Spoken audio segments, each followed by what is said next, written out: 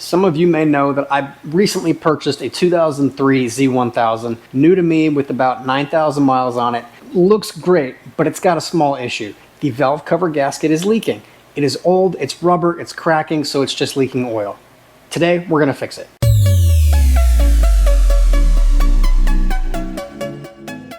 When I was checking this bike out, I noticed that there were some cracks on the valve cover gasket. You can see them right there. Leads to a little bit of pooling of oil, comes out, drips down on the exhaust. It's not a huge problem, but I don't like oil getting near the exhaust. It smells bad, it looks bad. Initially, I thought it might be the cam sensor right there, because there's a little O-ring right there that tends to go bad too, and if that goes bad, it leaks out oil, but the oil line goes higher up. I did a nice cleaning before I went for a ride, and I could see it dripping out from the valve cover gasket. So I know this is the problem, but we're gonna look at other things while we've got this part too, because to take this off, we actually have to take off the tank, and we'll have to drop the radiator forward a little bit just to pull that out in an easier fashion. But I've mentioned recently that it's really hot. It's been extremely hot even in the garage. I've got a thermometer reading right here. Past few days it was in the high 90s Fahrenheit inside the garage. But I did something this weekend. It's gonna make my life a little bit easier, hopefully make content a little bit better for you guys too. I installed a portable air conditioning unit. Hopefully it's big enough to actually drop the temperature in the garage, but right now we're sitting at 78 degrees inside, which is very nice, which means I can finally get to work on this. On this Z1000, to get the tank off, you gotta remove the rear cowl, to get the back seat off, to get the tank off. So we're gonna start here. Just a key latch on that one.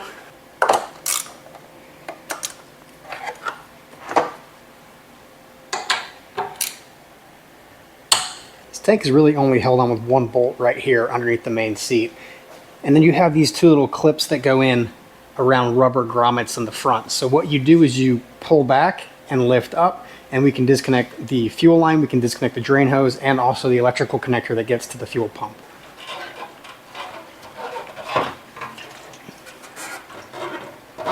Gonna put a towel underneath the gas tank, not to protect from spills, but protect the paint itself from touching anything, because this tank is so nice, I don't want to ruin anything.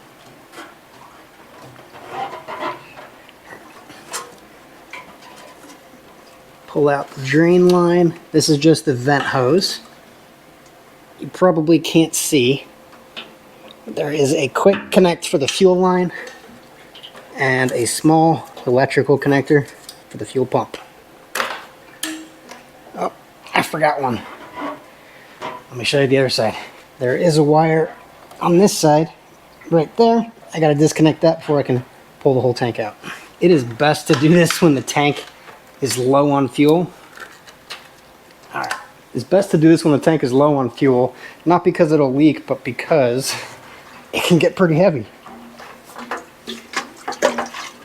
So even though it won't leak, the fuel line itself is not pressurized, it's pressurized on the other side, so you will get some seepage of fuel out there, so be careful. Try not to spill it, clean it up if you do. Now that we have the tank off, we can see how much stuff is on top of the valve cover that we're gonna have to potentially move or gain access to.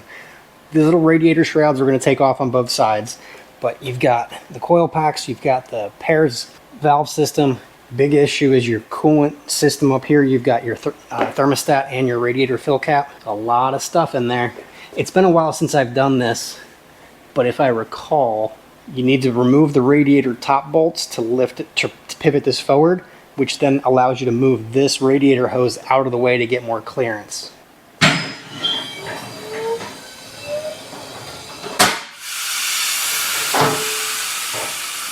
These little radiator shrouds are held on with 3 Phillips head screws. We're just going to remove those. The valve cover is held on with a series of these M10 bolts, but we have to take a bunch of stuff off to get to it. Let's start with taking out the spark plug coil packs. Those just pull out one by one. Gonna also remove some of the connectors from the valve system. This is an optimal time right now to replace those with block off plates. I might actually see if I can find some. What that does is that recirculates the unburned fuel that's in the exhaust back into the top of the cylinders. It's cool for emissions and all, but it's not necessary if you don't have emissions testings or if you're taking it to the racetrack. For the middle spark plugs, I'm gonna actually remove the wiring And I think this is why I need to remove the coolant fill cap and thermostat. If I can loosen that and pull that up, that'll give me more space to pull this out. Let's see if I can do it without it though. It is loose. It is stuck on the cables. Man, this is tight in there. All right, from this side, same thing. Got a bunch of stuff to disconnect.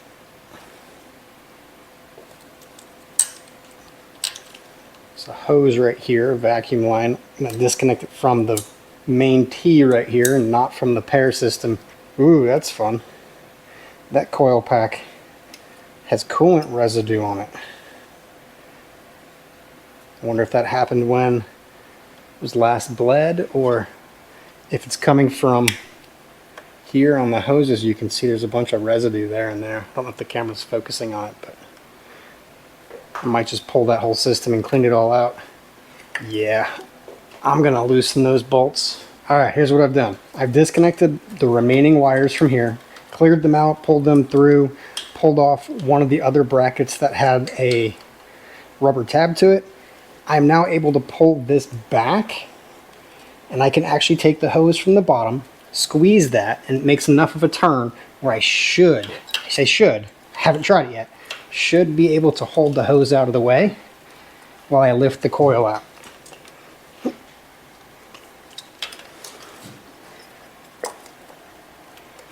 Should being the operative word. I don't know, man, that's really in a bad spot. It'd be so much easier just to remove this hose. You know what? I'm going to change the coolant too. I'm going to take this hose off, disconnect the thermostat, pull that out too. That way it's nice and clear and clean. Yeah, I'm going to do that. Don't fight with it, do it the right way. When you go to change out your coolant or drain your coolant, look for the washer. Not all of these bolts will have washers. This one has a little washer on it. That indicates that is the drain bolt. When you remove the bolt, it will not come out very quickly. It will come out quickly, however, once you open the filler cap, it usually shoots out like a fountain at that point. So I'm going to try to not make a mess when I do this. My left hand, I'm opening the filler cap. Ah, there's that fountain. So keep applying some pressure to the filler cap. Don't open it all the way. Oh, what a mess. Go slowly with this. If you go too fast, you'll make a huge mess. Even bigger than the mess I just made. Hopefully it goes without saying, but once you finish draining it, put the drain bolt back in. Try to clean off as much as you can from the exhaust. Coolant does not smell good when it's hot. Alright, now that the coolant's out, let's drop the bike back down.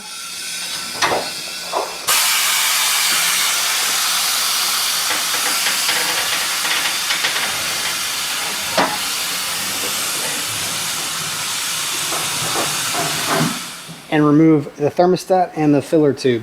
Cap it back on. Where's my screwdriver? Dang, I am all over the place today. So what I'm going to do is remove this tube, and there's a back tube that runs down into a coolant bar right here. So I'm going to pull both of those off from the radiator and from the tube, and just lift the hoses and the filler neck out at the same time, theoretically.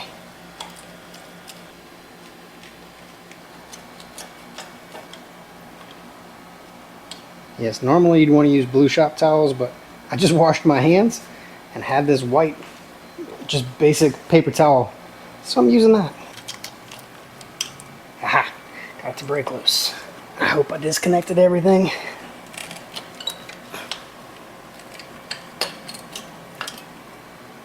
And look at the corrosion on the bottom of that. I guess it's not corrosion, it's buildup from the coolant, so I might pull that thermostat apart and make sure it's working okay. So now that we've got that out of the way, we can pull the coil pack out without having too much fuss. All that work for that. Dang. Okay. Next thing I'm going to do is pull off the hose from the back of the power valve. That way I can just pull it all out at once, not have to worry about filtering the hose through. See if I can do that one-handed. Yep, there we go. I'm going to pull that out to the side. That just goes back to the air box right here. Yep, now we have a clear shot. I'm going to remove these valves. It's just a couple M8 screws. That system will come out, and I can undo the valve cover bolts themselves, pull the valve cover up and out, and we should be clear. We should be good. For reference, because this is where the cam chain is, this side of your valve cover is bigger than the other side. So when you take it out, you're going to pull it towards your throttle side. These bolts are easiest to remove with the ratcheting box wrench. If you don't have a ratcheting one, that's okay. This just makes it much faster. The reason I say a box wrench over a socket is because of where the frame is. Getting a socket and a regular ratchet in there is really hard to do. Try your best not to drop anything down the spark plug holes. Nothing's going to get into your engine because you still have your spark plugs in there, but still, better to be safe than sorry. Now that those bolts are all out, we can pull out the pair valve system. Snaps up and out. Alrighty, let's get at taking these bolts out. Like I said, they are a 10. They're really not on there with a whole lot of force. When you go back to put them back on, make sure you are using your torque specs. I will put a link below to a service manual for this bike from emanualsonline.com. They have an awesome resource where you are able to search the manual very easily. You can look up valve cover removal. It'll take you right to the right section. Hopefully this video is helpful enough, but if you need the torque specs and the OEM way to do things, it's a great way to do it. Alright, that last one I might need a longer extension for, just because of where it's at. They are all the same size, so you do not necessarily need to keep track of which one goes where. Check them out, they're cool looking bolts. I'm going to keep these separate from the other ones. I'd like to keep that kind of stuff clean. We're now ready to pull out the valve cover. Should just be simple lift and pull out. I hope it clears everything it needs to. I'm hung up on something. What am I hung up on? There we go. I was hung up on the cam chain guide.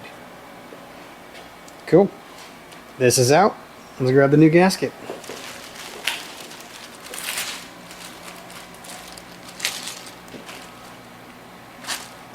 Oh, this is just like breaking apart. And let's go check out the other side where it was already cracked. It's probably going to rip out right there. There's cracks right here, so let's see what happens.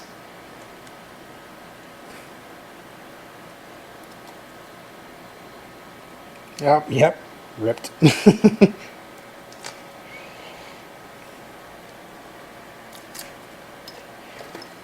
Oh, that's gross. That was dirty in the front. Oh man. I gotta clean all that out. I do not want that getting inside my engine.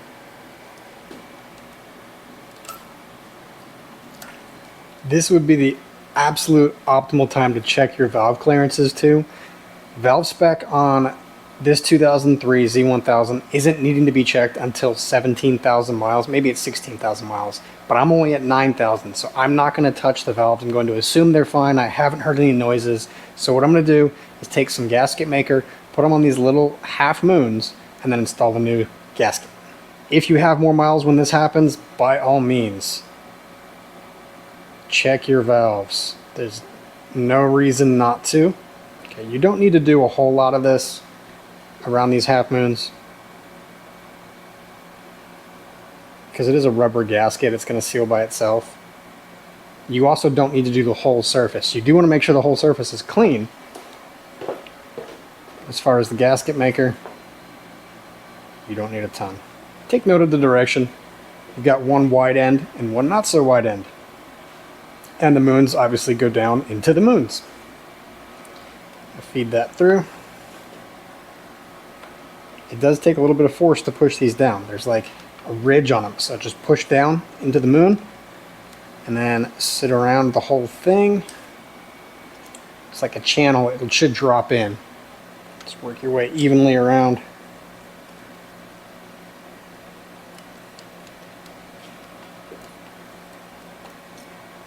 Especially on the front. Make sure you get the front seated properly. You don't want to skip on that and have it leak out the front of your valve cover. And now, and after all that. Let me wipe off the valve cover gasket again, or valve cover again, excuse me. Took all that time to get this thing off. And then just, you know what? I'm gonna clean that. That's pretty gross. So we spent all that time to take it apart, and putting the gasket on only took 30 seconds to do. It's funny how that works, isn't it? We grab these bolts. These do not need a Loctite on them.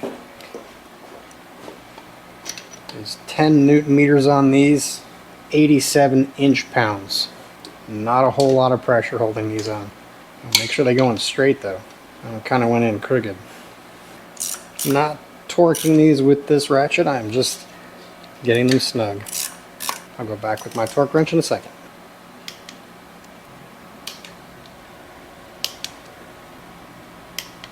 We are good to go on the valve cover gasket. Let's get the pair valve back in, spark plugs back in. We're almost done. So I thought about it. I'm not going to install block off plates just yet because I don't have an aftermarket exhaust for this thing. I don't have the airbox modified or anything like that, so I don't need to do the block off plates. It would purely just be because I have it open and ready. Oh, which one was which? Dang. There is a disadvantage to just throwing stuff in like this. I don't remember which of these brackets went on which side. So did this one go here?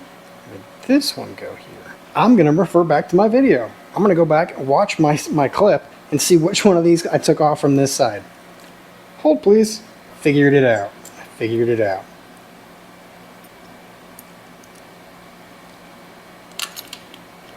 I cannot put this back in without cleaning it. That is pretty gross. Let's drop the coil packs back in too. Make sure to seat them properly on the spark plugs themselves.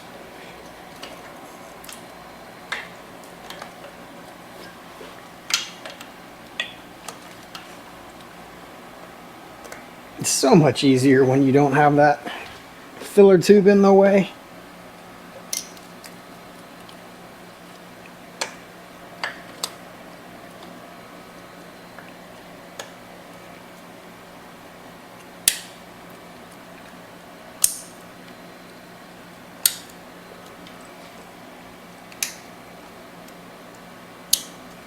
For the wiring of the coil packs, it's pretty obvious which ones go in where. I don't really go into different places, and there's certain lengths already made, so they kind of just plug back into where you pulled them out of. Last night after dinner, I cleaned up the thermostat, the filler tube, and reconnected all of the hoses, so the radiator is full of fluid. We're good to go on that. The last thing to do is just add the gas tank back on, the seat and the rear cowl. We should be good to go to bike night tonight. So if you've got an older bike like this, might look great and be low mileage, check all those rubber gaskets, check the seals, make sure nothing's leaking. If it is, replace it. That gasket cost me a whopping $15, and it took me about 30 minutes of work to get it apart and put it back in. It's well worth it to have a machine that doesn't leak oil. So hopefully this helped. Hopefully you can stay safe out there, have some fun, and I'll see you in the next video. Thanks.